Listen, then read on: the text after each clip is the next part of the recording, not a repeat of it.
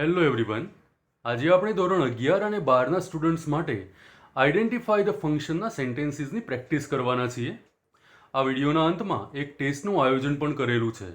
મને આશા છે કે એ ટેસ્ટ તમે બધા જ આપશો અને એના આન્સર તમે કોમેન્ટમાં પણ લખશો. મને પૂરો વિશ્વાસ છે કે એ ટેસ્ટ તમે ખૂબ સરસ રીતે પાસ કરવાના છો. Let's start identify the function. દોસ્તો, આ એક્સરસાઇઝ શરૂ કરીએ તે પહેલાં એક વાત તમને જણાવી દઉં. અગાઉ આપણે આઈડેન્ટિફાય ધ ફંક્શનનો એક વિડીયો બનાવેલો છે, જેની અંદર ફંક્શનનું નામ અને એની લેંગ્વેજ આઇટમ્સ કઈ હોય એ બધું જ ડિસ્કસ કરેલું છે. જો તમને ફંક્શનનું નામ અને એની લેંગ્વેજ આઇટમ્સ યાદ હશે તો ફંક્શનને આઈડેન્ટિફાય કરવું ખૂબ જ સરળ છે. Let's start with the sentence first. You had better start your job this month only.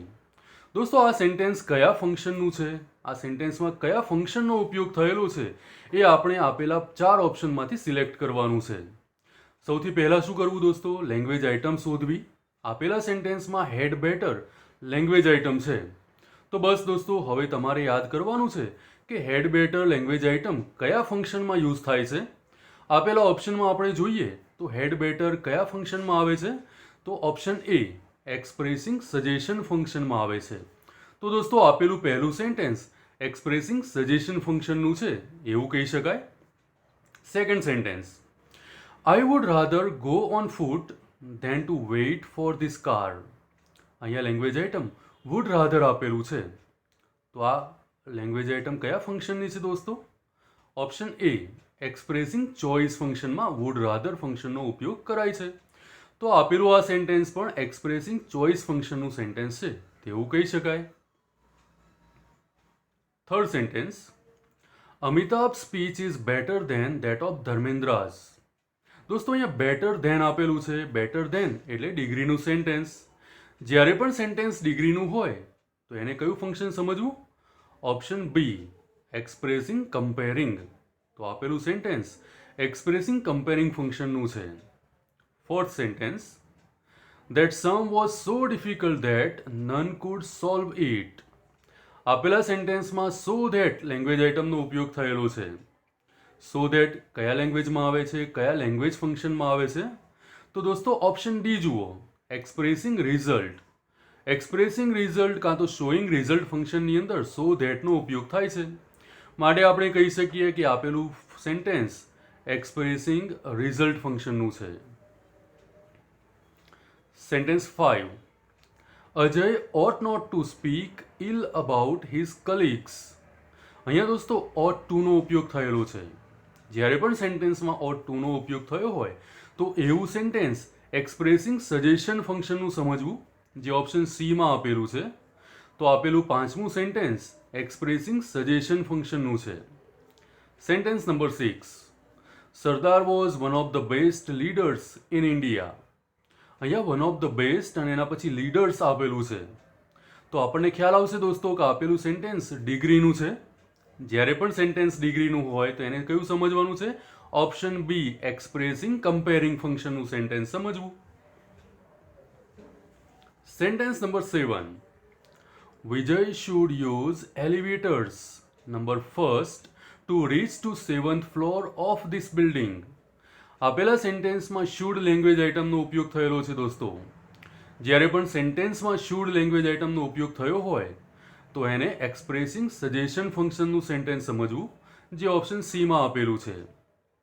Sentence number 8, the destination is so far that it is nearly impossible to reach there. અહીંયા language items કઈ છે દોસ્તો? Yes, સો ધેટનો ઉપયોગ થયેલો છે. જ્યારે પણ સેન્ટેન્સમાં સો ધેટનો ઉપયોગ થયેલો હોય તો એવા સેન્ટેન્સને એક્સપ્રેસિંગ રિઝલ્ટ ફંક્શનનું સેન્ટેન્સ સમજવું, જે ઓપ્શન સીમાં આપેલું છે. Sentence number 9, how beautiful this flower is. અહીંયા દોસ્તો વાક્યની શરૂઆત હાઉથી થાય છે અને વાક્યના અંતે ઉદ્ગાર ચિહ્ન પણ આપેલું છે. જ્યારે આ પ્રકારનું સેન્ટેન્સ હોય તો એવા સેન્ટેન્સને એક્સક્લેમેશન ફંક્શનનું સેન્ટેન્સ સમજવું, જે ઓપ્શન એમાં આપેલું છે. Sentence number 10, it was such a comic movie that it made the audience keep on laughing for the whole 2 hours. અહીંયા સચ ધેટનો ઉપયોગ થયેલો છે. સચ ધેટનો ઉપયોગ થયો હોય તો દોસ્તો એ સેન્ટેન્સ કયા ફંક્શનનું સમજવું? Yes, option B, expressing result ફંક્શનનું સેન્ટેન્સ સમજવું. 11 number, wow what a scene. દોસ્તો અહીંયા વાક્યની શરૂઆતમાં વાવ આપેલું છે ને એના પછી તરત જ ઉદ્ગાર ચિહ્ન છે. આ સેન્ટેન્સને એક્સક્લેમેશન ફંક્શનનું સેન્ટેન્સ સમજવું, જે ઓપ્શન એમાં આપેલું છે. 12 number, I prefer to have tea than coffee. દોસ્તો પ્રિફર એટલે પસંદ કરવું, ચોઇસ કરવી, અને ધેન પણ આપેલું છે. તો આ સેન્ટેન્સને એક્સપ્રેસિંગ ચોઇસ ફંક્શનનું સેન્ટેન્સ સમજવું, option A, choice. Sentence number 13, in spite of making sincere efforts the doctors could not save the patient. અહીંયા વિરોધાભાસ છે દોસ્તો. ડોક્ટર્સે ખૂબ જ સિન્સિયર એફર્ટ કરી કે જેથી એ પેશન્ટને બચાવી શકે, પણ અહીંયા પેશન્ટ બચતું નથી. વિરોધાભાસ છે. લેંગ્વેજ આઇટમ ઇનસ્પાઇટ ઓફનો પણ ઉપયોગ થયેલો છે. જ્યારે પણ સેન્ટેન્સીસમાં વિરોધાભાસ હોય તો એવા સેન્ટેન્સને કયું ફંક્શન સમજવું? ઓપ્શન ડી, એક્સપ્રેસિંગ કોન્ટ્રાસ્ટ ફંક્શનનું સેન્ટેન્સ સમજવું. 14 number, please take this pills thrice a day. અહીંયા પ્લીઝનો ઉપયોગ થયો છે. જ્યારે પણ સેન્ટેન્સમાં પ્લીઝનો ઉપયોગ થયો હોય તો એમાં રિક્વેસ્ટનો ભાવ હોય, વિનંતીનો ભાવ હોય. Option A, expressing request. તો આપેલું સેન્ટેન્સ એક્સપ્રેસિંગ રિક્વેસ્ટ ફંક્શનનું છે. 15 number, I wish I would be in Bombay. અહીંયા પોતાની ઈચ્છા વ્યક્ત કરે છે કે હું બોમ્બે હોત તો. હકીકતમાં આ વ્યક્તિ બોમ્બે નથી, પણ એની ઈચ્છા વ્યક્ત કરે છે કે જો હું બોમ્બે હોત તો. તો અહીંયા શું સમજવાનું? હકીકતમાં એ વ્યક્તિ બોમ્બે હોવું જઈ શકે, એની ઈચ્છા એવી છે, પણ એ ત્યાં પહોંચી શક્યા નથી, એટલે એની ઈચ્છા વ્યક્ત કરે છે. તો દોસ્તો અહીંયા રિગ્રેટ, પછતાવો દર્શાવે છે. તો ઓપ્શન ડી, એક્સપ્રેસિંગ રિગ્રેટ ફંક્શનનું સેન્ટેન્સ છે, એવું સમજવું. Sentence number 16, alas my neighbour is no મોર.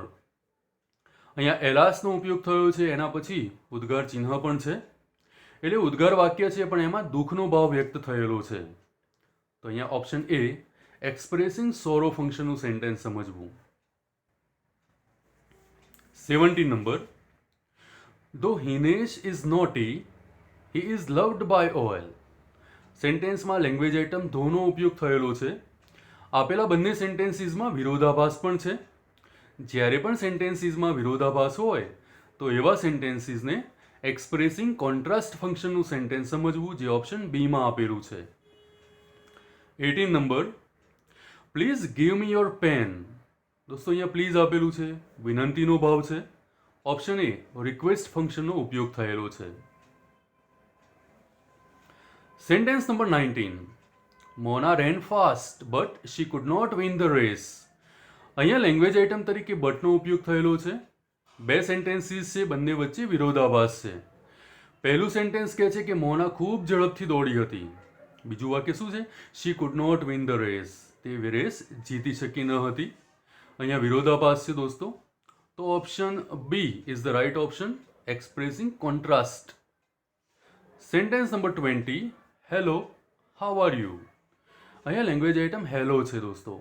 જ્યારે કોઈ પણ વ્યક્તિને બોલાવવું હોય, ગ્રીટ કરવું હોય તો આપણે હેલો કે હાય કહીએ છીએ. ઓપ્શન એ, ગ્રીટિંગ, ઓપ્શન સાચું છે. મતલબ સેન્ટેન્સ નંબર 20 એની અંદર ગ્રીટિંગ ફંક્શનનો ઉપયોગ થયેલો છે. દોસ્તો આપણે આ 20 સેન્ટેન્સીસની પ્રેક્ટિસ કરી. એના પછી હવે તમારા માટે એક નાનકડો ટેસ્ટ છે.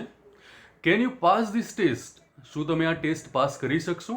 મને તો પૂરેપૂરો વિશ્વાસ છે દોસ્તો કે તમે આ ટેસ્ટને ખૂબ જ સરળતાથી પાસ કરશો અને એના આન્સર કોમેન્ટમાં પણ ચોક્કસથી જ લખશો. Let's see first sentence. You had better take this medicine daily. દોસ્તો 4 ઓપ્શન્સ છે, એમાંથી જે પ્રોપર ઓપ્શન હોય એ તમારે કોમેન્ટમાં લખવાનું છે. Second, if you had driven faster V would have reached earlier. Third sentence, I used to play cricket in my childhood. દોસ્તો અહીંયા લેંગ્વેજ આઇટમ સિલેક્ટ કરજો, એને ધ્યાન ઉપર લેજો અને એને ધ્યાનમાં રાખીને કયા ફંક્શનનું આ સેન્ટેન્સ છે તે નક્કી કરવાનું છે. Sentence 4, if you read much you will pass. Sentence number 5, I was ill but I did not take rest. તો દોસ્તો આ એક નાનકડો ટેસ્ટ છે, 5 સેન્ટેન્સીસ છે. એમાં કયા ફંક્શનનો ઉપયોગ થયો છે તે નક્કી કરવાનું છે અને એના આન્સર તમારે કોમેન્ટમાં લખવાના છે. દોસ્તો મને આશા છે કે આજનો આ વિડીયો તમારા માટે હેલ્પફુલ થશે. Thank you.